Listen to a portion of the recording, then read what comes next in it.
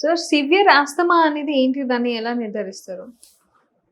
Severe asthma 1% of asthma రోగుల్లో, అంటే total asthma రోగుల్లో 100%, suppose you have 100 patient of asthma, 1 to 5% of patients might have severe asthma. అంటే మీరు regular గా inhalers తగు మోతాదులో వాడుతున్నా సరే, ఆస్తమాకు సంబంధించిన కోమార్బిడిటీస్ అన్ని ట్రీట్ చేసిన తర్వాత కూడా ఆస్తమా లక్షణాలు కనుక కంట్రోల్లో లేకపోతే వాళ్ళను సివియర్ ఆస్తమా పేషెంట్స్ అని అంటారు. వీళ్ళలో ముఖ్యంగా ప్రాబ్లం ఏంటంటే వీళ్ళు ఎక్కువగా హాస్పిటల్ విజిట్స్ చేయడం జరుగుతుంటుంది. అంటే హాస్పిటల్లో ఎమర్జెన్సీ 1 కంటే ఎక్కువ సార్లు సంవత్సరంలో ఆస్తమా అటాక్ లో బారిన పడి ఎమర్జెన్సీ విజిట్స్ కి పోవడం జరుగుతుంటుంది. ఎమర్జెన్సీ విజిట్స్ కి హాస్పిటల్కి వెళ్ళవలసిన అవసరం ఉంటుంది.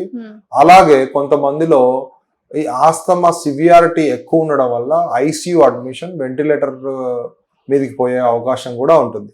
సో ఈ 1 to 5% patients are the major burden on the economy.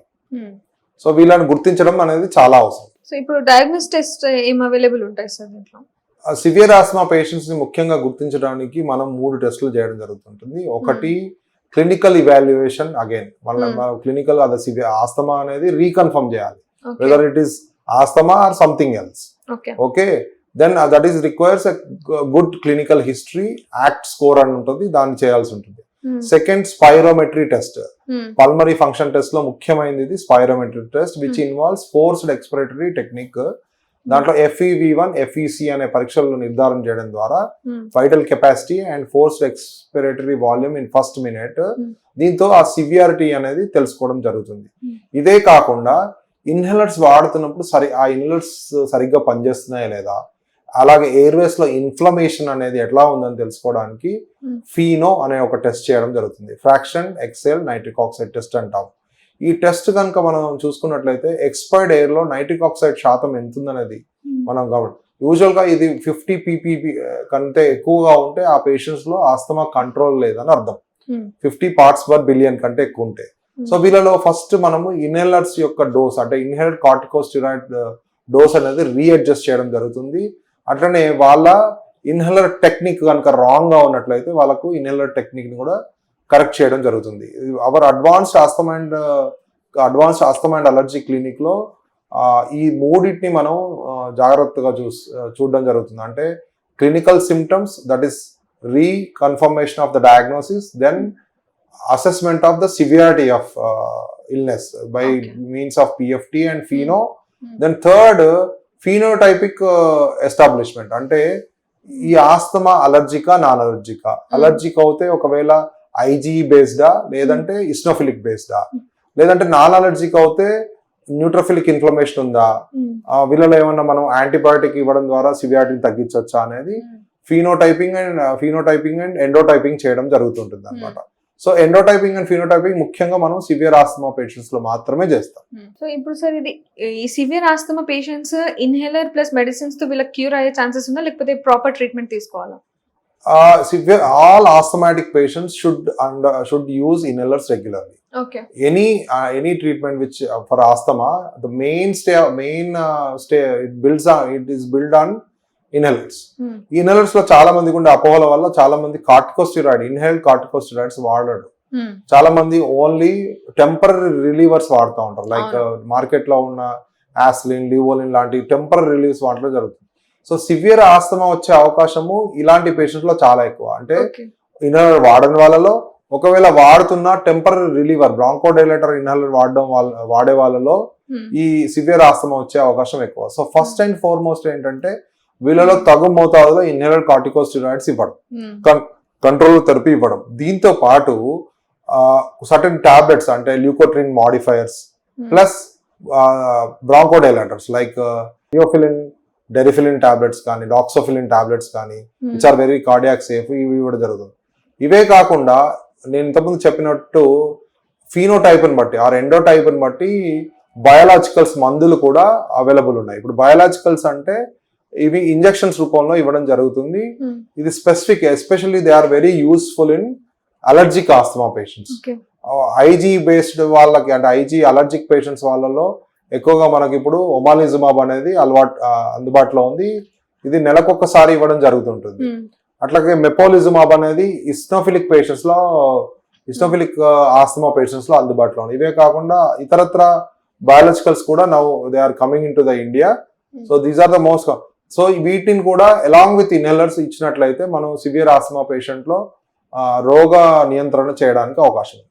So inhaler regular గా వాడడం వల్ల కూడా సైడ్ ఎఫెక్ట్స్ ఉంటాయి, స్టెరాయిడ్స్ ఉంటాయి దాంట్లో అని చెప్పేసి వాడట్లేదు చాలా మంది, అని లైక్ సైడ్ ఎఫెక్ట్స్ ఉంటాయి, దాని వల్ల ఇంకా ప్రాబ్లం అవుతుంది అని చెప్పేసి చెప్తాను. దాని గురించి మీరు ఏం చెప్తారు? చాలా మంచి క్వశ్చన్ అడిగారమ్మా. ఇన్హేలర్స్ లో మీరు చూసినట్లయితే స్టెరాయిడ్ అనేది మైక్రోగ్రామ్ లో ఉంటుంది, అంటే మిల్లీగ్రామ్ లో 1000 వంతు. And it is in the form of droplets or sprays which directly goes to lung. And ఇందులో కూడా మీకు లెస్ దెన్ 2% సిస్టమిక్ అబ్జర్ప్షన్ ఉంటుంది, అంటే రక్తంలోకి పోయేది లెస్ దెన్ 2%. సో ఓవరాల్ గా మనం ఇన్హేలర్స్ వాడిన తర్వాత if you use with spacer and proper technique, oral deposition కూడా చాలా తక్కువ ఉంటుంది, అంటే నోట్లో డిపాజిట్ అయ్యే ఇన్హేలర్ శాతం. దాన్ని మనం వెంటనే ఒకసారి నోరు పుక్లించి వచ్చినట్టయితే అది కూడా మనం అవాయిడ్ చేయొచ్చు.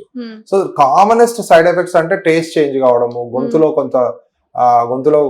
గొంతు మారడము, ఇలాంటివి ఉంటాయి. కానీ even if you use inhalers for long time they don't have any side effects.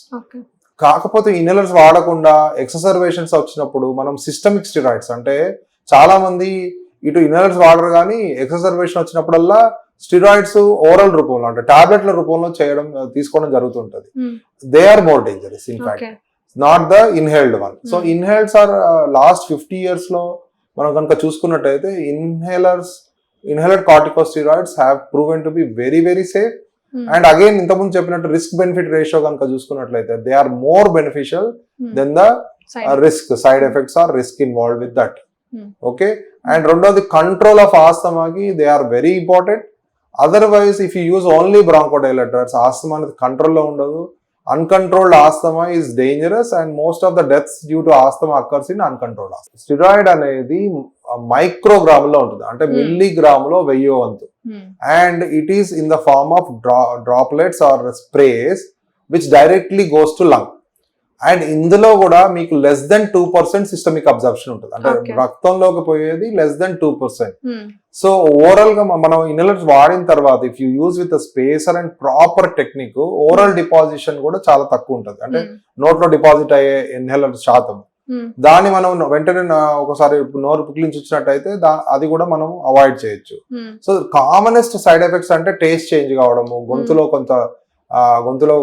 గొంతు మారడము, ఇలాంటివి ఉంటాయి. కానీ even if you use inhalers for long time they don't have any side effects. కాకపోతే ఇన్హేలర్స్ వాడకుండా ఎక్సర్వేషన్స్ వచ్చినప్పుడు మనం సిస్టమిక్ స్టెరాయిడ్స్, అంటే చాలా మంది ఇటు ఇన్హేలర్స్ వాడరు కానీ ఎక్సర్వేషన్ వచ్చినప్పుడల్లా స్టెరాయిడ్స్ ఓరల్ రూపంలో, అంటే టాబ్లెట్ల రూపంలో తీసుకోవడం జరుగుతుంటది.